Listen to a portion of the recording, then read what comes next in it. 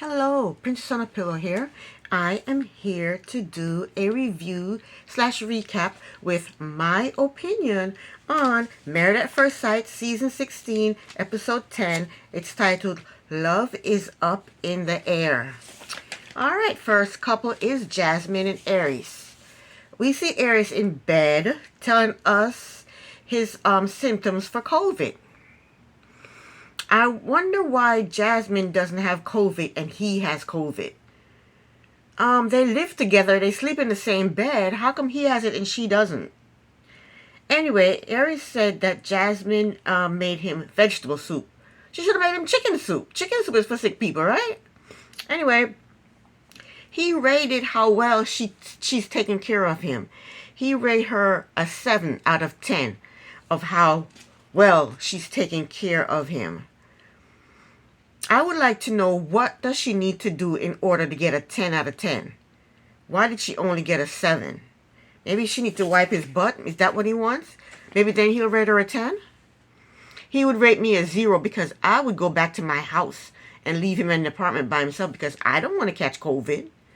You know, so I wouldn't be there taking care of him. I would have left him there all by himself. So he would have rated me a 0. I don't need to get sick too. The next scene, Aries is feeling better and they go and take Jasmine's dog for a bath. That's to pay her back for taking care of him while he was sick.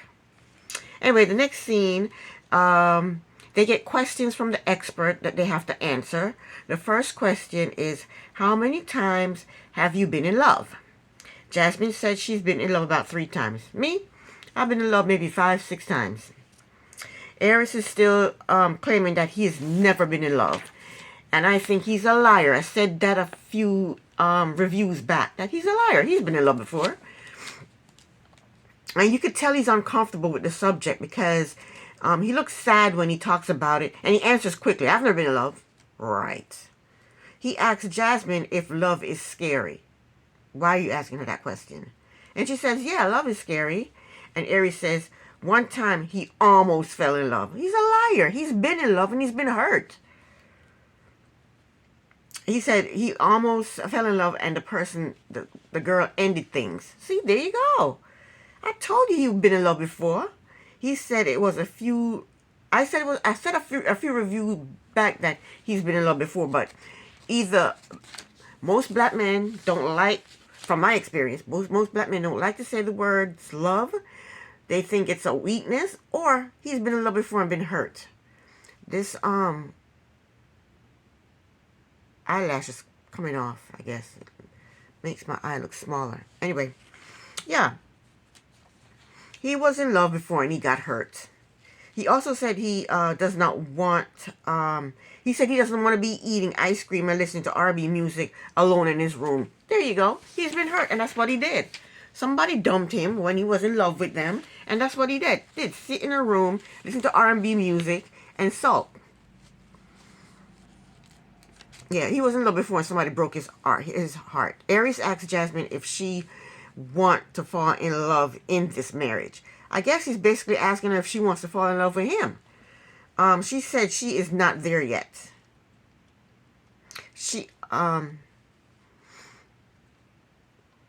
Yeah, she told him that she wasn't there yet. And she claims she needs more of an emotional connection before she can fall in love with him. Next scene, Aries makes them drinks and they play a game, Never Have I Ever. Aries' first question is, never have I ever kissed someone of the same sex? And Jasmine says she's never done that. Aries seems disappointed. Then he said, never have I ever had sex with other people watching me. Aries said he had orgies. Jasmine said she's never done that. He said he's had orgies. Then he explains to us what an orgy is. Then he said, never have I ever had a one-night stand. Of course he has. Jasmine said no, she's not. She's never had a one-night stand.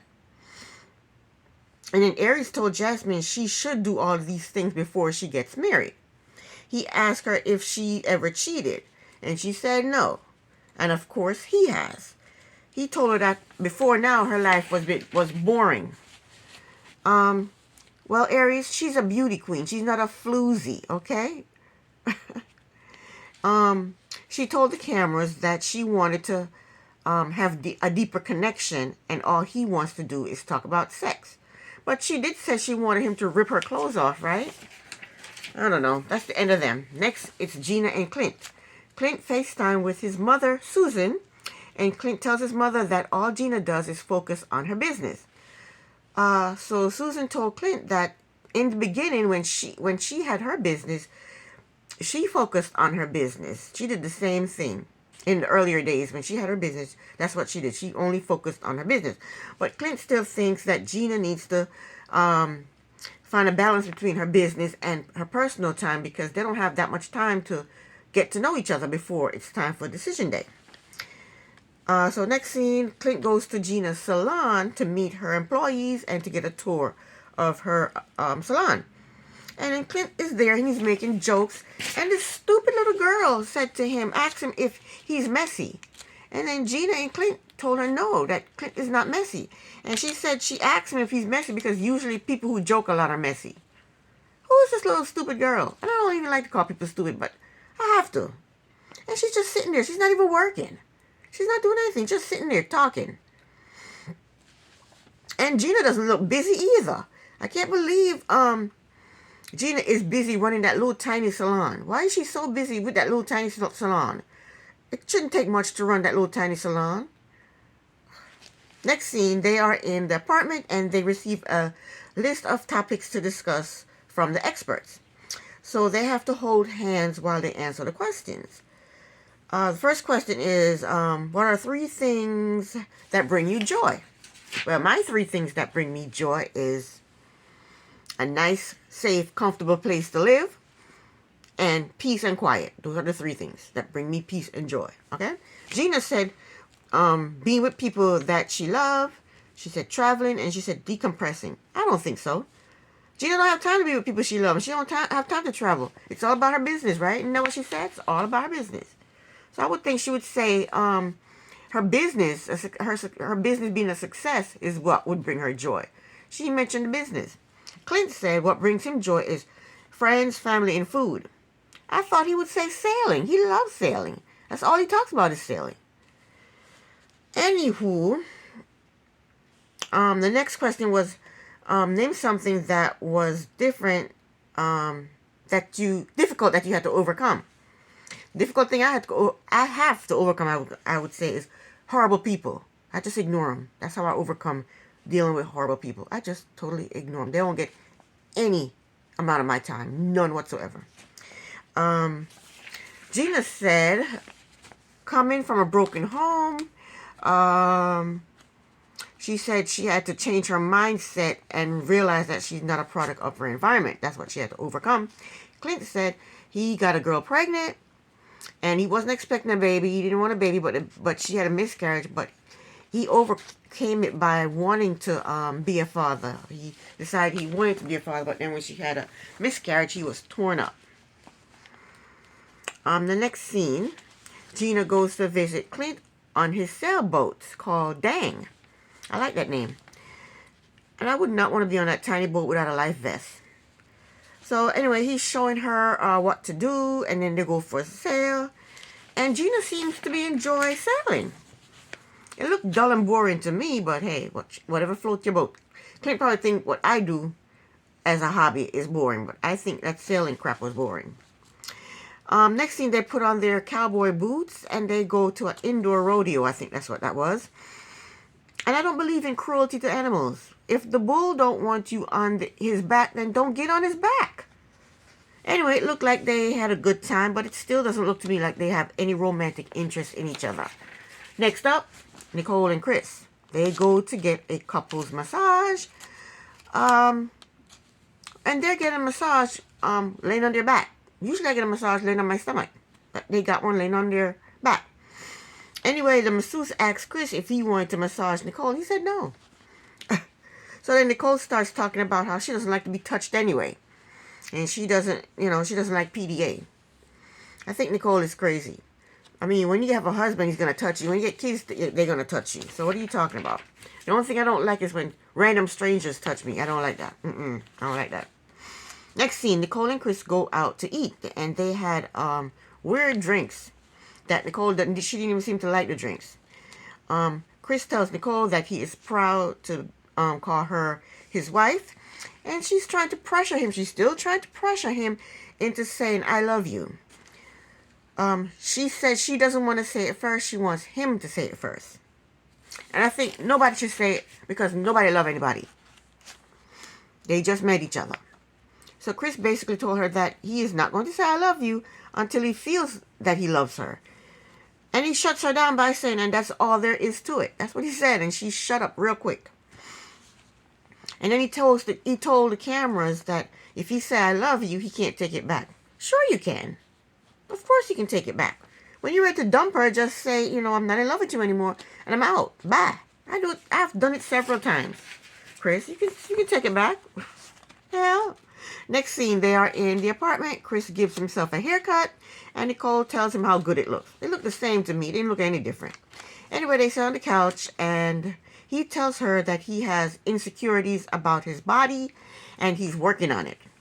Nicole told him that she has insecurities too, and she thinks he looks good, and she's very attracted to him. Then he said to her that the expert wanted, that he told the expert that he wanted someone with a beautiful face, beautiful smile, and beautiful eyes. And then he said she's a little bit thicker than what he's used to, he normally goes for. And Nicole is clearly upset. Chris tells her that, well, you refer to yourself as thick also. She said it's different if I refer to myself as thick. Don't refer to me as thick. And she basically tells him that when she have children, she's going to get thicker. When you have children, you're going to get fatter. Okay, girl? She told him that when he describes her, he should describe her as strong, sexy, and a badass. We're not talking about you, Nicole. You're strong, sexy, and a badass? She said because if he describes her as thick, that's hurtful. He has a big old belly, so I don't know why he's talking about she's thick. His belly is huge. Next up, is this the last couple? I'm not sure if this is the last couple. Yeah, this is the last couple. Kirsten and Shaquille. Kirsten FaceTime with her friend Elise, and Kirsten lies. She tells Elise that the honeymoon was amazing.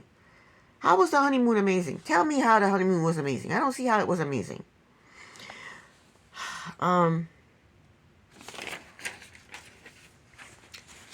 Then she said the next best thing was moving into the apartment with Shaquille. How is that so wonderful, so great? I think Kirsten, I keep calling her Kirsten. Kirsten is somewhat of an actress. Then she told Elise that she wants to have quality time with Shaquille. She said, but he works late. She said when he gets home, she's asleep. And I think that's the perfect schedule for Kirsten. Kirsten don't want anything to do with Shaquille.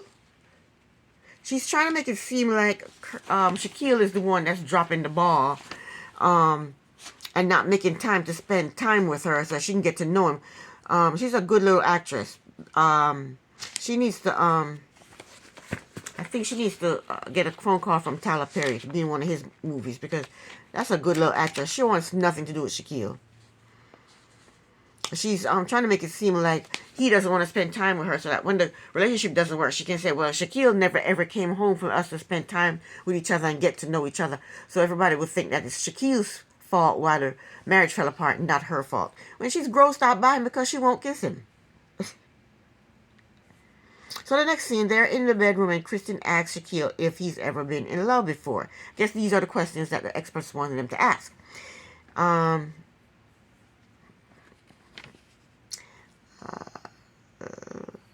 She asked Shaquille if he's ever been in love before, and he says yes. She asked him how did he know he was in love, and Shaquille took forever to answer the question. So she asked him, are you still in love? And he eventually said he knew he was in love because the person was patient with him, and it made him feel good. Whatever. He said he never felt those feelings before. Whatever. Kirsten told him that I don't want to call this girl Kirsten. Kirsten told him that she was in love with the last person that she was in a relationship with, and it didn't work, and because of that, she put her walls up. Shaquille asked her, what does it take for her to fall in love?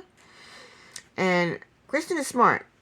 She said quality time. She throws that back out there again because she wants the audience to know he's not spending quality time with her. And when the marriage fall apart, it's going to be his fault because he never spent quality time with her.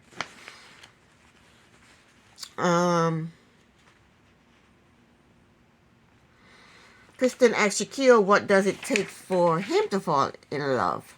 And he also says time. Next scene, Shaquille mentors, they come over to the apartment for a visit. And Kristen gives them pizza and pasta to eat. And they're sitting on the couch eating. And it's all four of them sitting on the couch. And it seems like a tight squeeze. I don't know why they didn't sit at the dining room table to eat. So Kristen asks them what type of a mentor is Shaquille. And one of them said, at first they thought Shaquille was corny. He was super corny. Then they said they hoped he didn't marry someone who was ugly. Then they told Kirsten that she's beautiful. Then Shaquille said he'd gotten a job opportunity, but he didn't take it because it would have taken him out of Nashville. And since he's married, he wanted to stay with Kirsten and not leave Nashville. I think he's going to regret that choice. He should have took that job offer. So next scene, Shaquille takes Kirsten to the store to buy plants for the apartment. And they're having a hard time deciding on which plants to get. The plant he likes, she don't like. The plant she likes, he doesn't like. They eventually decide to get these two ugly plants. And I wonder who's going to get these plants when they split up. Next scene, we see Kirsten. She's in the apartment. She's wearing a robe. She's pouring wine into 2 wine glasses. She has candles lit. I'm thinking she's going to have this romantic dinner for him. And she's going to, treat him nice. Maybe even kiss him. I thought wrong. Shaquille comes home. She gives him a robe to put on. She makes him sit on the sofa and put his foot into some water, massage thing with water. Then she make him put on this blindfold. Then she get this thing and massage his back a little bit. Then she sits on the couch, put her foot in another massage water thing, and then she blindfolds herself and commences to ask him questions. Then they look stupid, sitting on the couch, blindfolded, talking, with their foot in water, talking. She asks him to tell her something about himself that she doesn't know. And then he gives her a list of his insecurities. Then he asks her to tell him something about herself that he doesn't know. And she refuses to tell him something. She totally refuses. And he kind of get upset and say, you need to talk to me. You need to let your walls down and talk to me so we can get to know each other before decision day. We don't have, a long time to get to know each other. And they look stupid sitting there on the couch blindfolded with their feet in water. They look ridiculous. And this girl will do anything not to touch him. She didn't once touch him. Not once. She could have massaged his foot. She could have massaged his back with her hands. But no, she made him put his foot in water so that his foot can be massaged by water. And she refused to kiss him. She refuses to touch him. She wants nothing to do with Shaquille. Anyway, that's the end of my review. Princess on a Pillow here. Thank you so much for watching. Bye.